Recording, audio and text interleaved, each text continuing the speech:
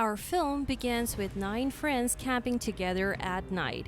They sit around talking about their high school days, mentioning Stacey, who got revenge on her history teacher for punishing her and continuously sending her to detention back then. This caused him to lose his job and be humiliated publicly. After they finish, they all go to their tents. In the middle of the night, a girl named Reine goes for a walk but feels a strange movement around her. She quickly runs away but trips and falls. Suddenly, a strange man appears, threatening her with a gun, asking if she's alone. She tells him everyone with her is asleep. The man hits her until she loses consciousness. When she wakes up, she finds all her friends beaten and wearing iron jackets. Then the man who attacked and paralyzed them appears.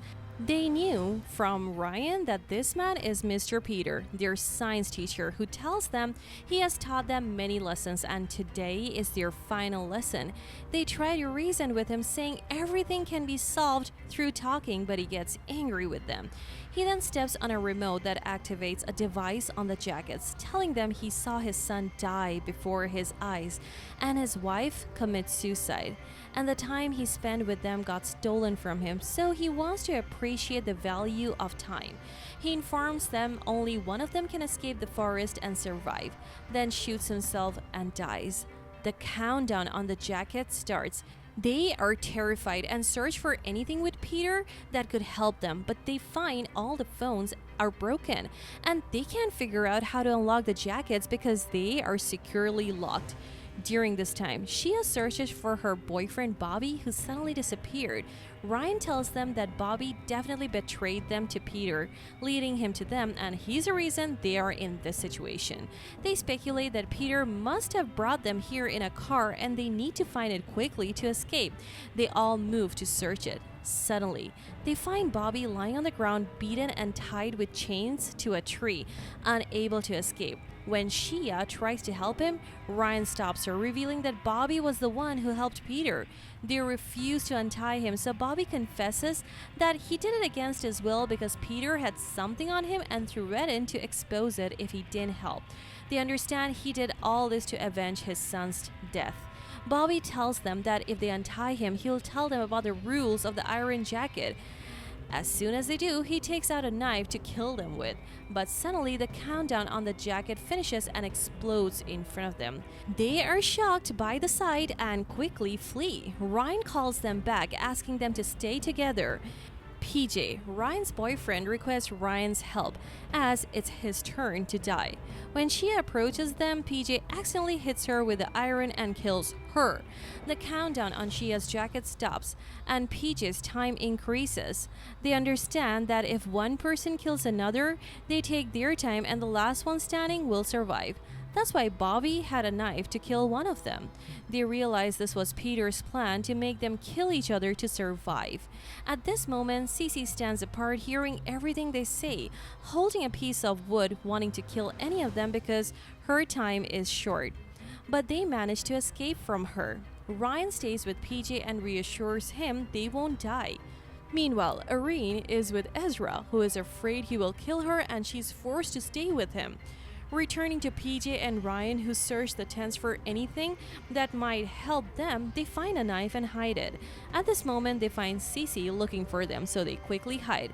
Cece comes across a large knife and decides to take it. PJ accidentally makes a noise, which Cece hears. However, Cece finds Kato and Amber nearby, so she hides to avoid losing them, and she suddenly attacks them with the knife. Kato wanted to be the one to survive, and he tells Cece that her boyfriend Ezra is cheating on her with Amber. This angers Cece. Amber tells her that she's pregnant to have her sympathy. Cece, in her anger, stabs her with a knife. Amber manages to pull the knife from her body and stabs Cece with it.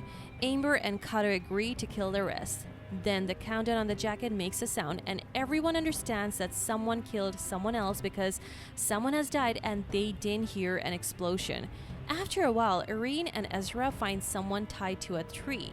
When they go to see who it is, they find Mr. Miller, Ryan's father, who tells them that Peter did this because he suspected his son's death wasn't natural and felt that Mia didn't investigate the case well. When Peter continued to investigate, he discovered that his son died because he had taken an overdose of drugs, which caused his death. Someone of them had given him this dose, so Peter decided to take revenge on them. At this time, Cato is looking for someone to kill and decides those around him into thinking he needs help. PJ falls for him and actually goes to help him because he is his friend. But when Cato sees PJ, he tries to kill him and starts hitting him. But in the end, PJ escapes from him. Meanwhile, Amber is after Ryan to kill her, but Ryan escapes from her.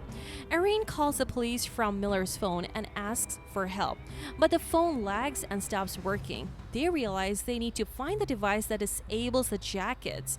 At this time, Ezra takes a gun and kills Miller with it, then gives it to Reine to protect herself. He tells her that he knows who killed Peter's son and goes to look for Cato. After that, Reine goes to Ryan and BJ and informs them that Miller Ryan's father died because Peter stabbed him. They need to find the disablement device near Peter's body ASAP. During this time, Ezra reaches Cato, but Cato explains that he wasn't the one who killed Peter's son. Cato attacks Ezra at a sudden and kills him, but his time was still running out. At this moment, Reine was searching for the device. As soon as Amber sees her, she wanted to kill her, but PJ appears and threatens Amber that he will kill her. Cato then appears and kills PJ, followed by killing Amber. Reine manages to escape from them and joins Ryan to search for Peter's body and the disablement device. They find the remote and press it, but it turns out to be a trick by Perry, and their time is running even shorter. Afterwards, Cato attacks them, but Ryan pulls out the gun from his pocket and admits that she was the person responsible for Peter's son's death. She put drugs in his drink to prove his addiction and get his scholarship revoked, not knowing that she put in an overdose that caused his death. Suddenly, Cato appears behind her and kills her.